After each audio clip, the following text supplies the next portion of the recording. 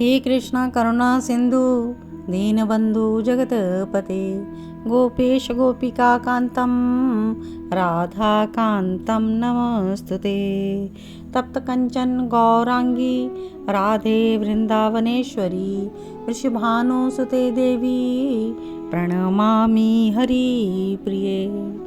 हरे कृष्णा, आप सभी का स्वागत है कृष्णा डिवोशन यूट्यूब चैनल पर। और इस चैनल के माध्यम से हम आप तक पहुंचा रहे हैं श्री कृष्ण चरित अमृतम अद्भुत ग्रंथ। इसके लेखक हरिशरण उपाध्याय जी हैं और इसमें जो प्रसंग चल रहा है यह विदुर जी को सुना रहे हैं उद्धव जी। उद्धव जी श्री कृष्ण के परम मित्र हैं, जिन्हें भगवान श्री कृष्ण ने ब्रज में गोपियों को समझाने के लिए भेजा था। लेकिन प्रेम का क्या वो संदेश देता, वो तो गोपियों से उल्टा प्रेम की रीत सीख के आया है। गोपियों और श्री राधा जी को अपना ही गुरु मान बैठा है उद्धव। समस्त ब्रज की गोपियों के आगे बृहस्पति के शिष्य उद्धव का जो उच्च कोटि का विज्ञान ज्ञान है वो धरा का धरा रह गया है। तो इन सब से शिक्षा लेकर उद्धव वापस आज मथुरा लौटेगा। तो आज का प्रसंग हम श्रवण करने जा रहे हैं। भाग है 245। उद्धव प्रसंग चल रहा है, 29वां पाठ है इसका। और आज का शीर्षक है मथुरा से लौटे उद्धव। आज मथुरा की ओर प्रस्थान करेगा उद्धव। कहते हैं उद्धव कि नित्य की तरह मैं ब्रह्म मुहूर्त में उठ गया था, पर बाबा और मैया तो रात भर नहीं सोए थे और वो तो आपस में दोनों बातें करते ही बैठे रहे। मैया यशोदा रात में मुझे 2-3 बार देखने भी आई। मेरी नींद कच्ची है, जब थोड़ी सी आहट होती थी तो मेरी नींद खुल जाती थी। और क्या कहती है मैया, ये उद्धव है ना, ये तो हमारी कन्हैया की तरह ही सोता है, रंग भी इसका हमारे कन्हैया की तरह है। हाँ, ये थोड़ा सा गंभीर है और हमारा कन्हैया चंचल। और बाबा मैया को कहते थे कि सो जाओ ना, तब मैया कहती माखन निकालना है कन्हैया के लिए, वहाँ पर लेके जाएगा ये उद्धव। तो मैं माखन निकालती हूँ और वो सुबह अर्ली मॉर्निंग उठने लगी। तो बाबा कहते हैं अरे अभी तो आधी रात्रि हुई है। तो फिर यशोदा ओहो ऐसा कहकर रुक जाती है और साथ में ये भी कहती है कि पता नहीं मेरा कन्हैया कब आएगा।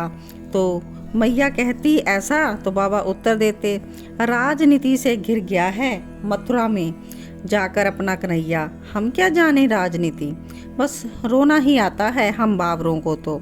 पर बेचारा लाला कितने संकटों से घिरा है, तुम्हें क्या पता।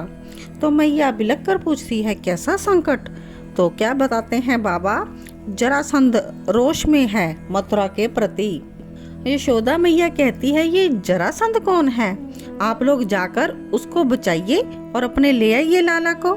हमारी लाठी क्या काम देगी उन अस्त्र शस्त्रों के सामने, हम क्या रक्षा कर सकेंगे अपने लाला की। मैया यशोदा कहती हैं कि क्या ये बातें सारी आपको उद्धव ने बताई। तो कहते हैं बाबा हाँ, उसकी बातों से समझ में आ ही जाता है ना। तो मैया और पूछती है अच्छा बताइए क्या कह रहा था। तो कहते हैं कि कह रहा था हम मथुरावासी चिंतित हैं, कहीं जरासंध आक्रमण ना कर दे मथुरा के ऊपर।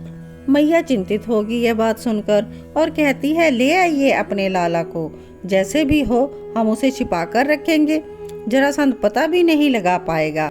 उद्धव कहते हैं कि इसी तरह से दोनों की बातें मैं सुनता रहा और पूरी रात बीत गई।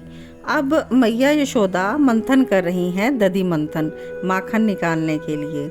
मैंने उठकर मैया के चरण वंदन किए। बाबा तो यमुना स्नान को जा चुके थे, तो मैं भी यमुना स्नान के लिए चल पड़ा और वहाँ स्नान आदि करके संध्या गायत्री करके लौट आया था मैं नंद भवन।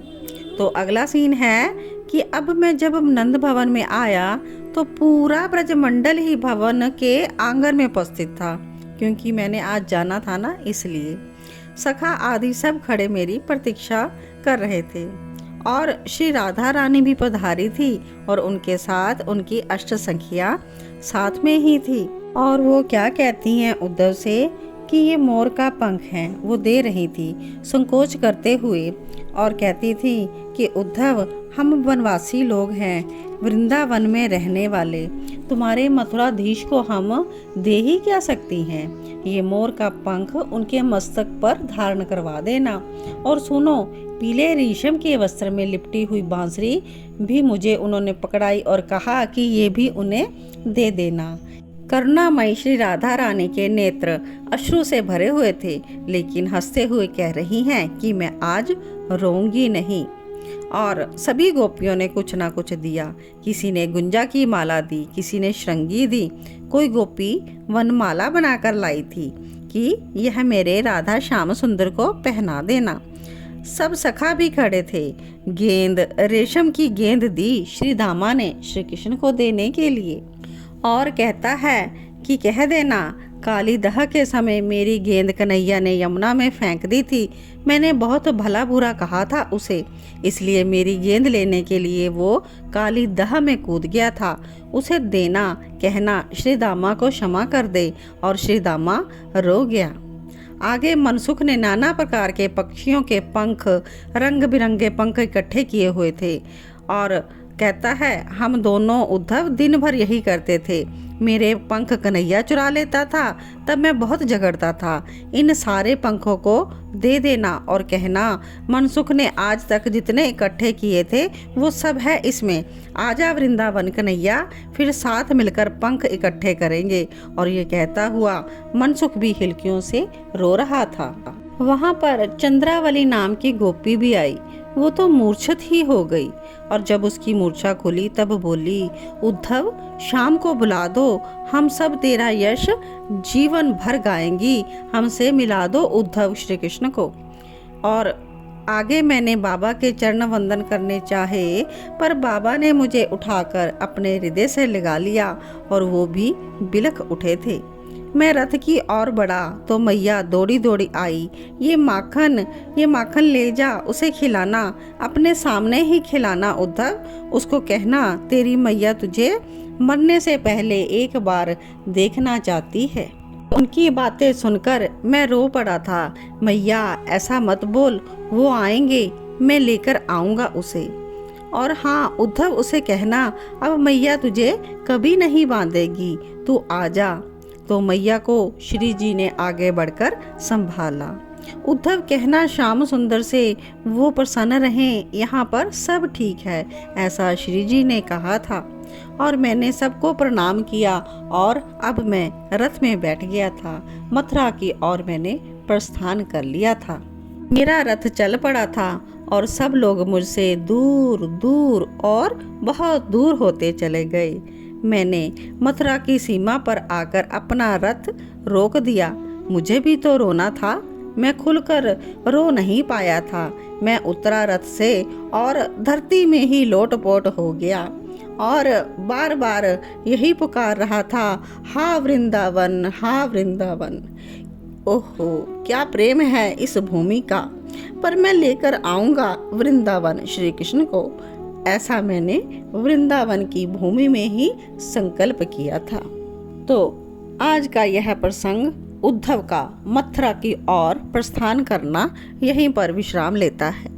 कल के प्रसंग में उद्धव मथुरा में पहुंच जाएंगे और श्री कृष्ण से उनकी क्या भेंट वार्तालाप होगी, यह सुनने के लिए आप जुड़े रहें कृष्णा डिवोशन चैनल के साथ और प्रभु की लीला कथा अमृत इस ग्रंथ के आस्वादन को करते रहें और श्री कृष्ण से अपना प्रेम आगे बढ़ाते रहें। आप एक कदम आगे बढ़ाएंगे तो प्रभु श्री कृष्ण आपकी ओर 10 कदम बढ़ाएंगे। तो इन्हीं शब्दों के साथ आज के वीडियो को विश्राम देती हूँ। जय श्री कृष्ण।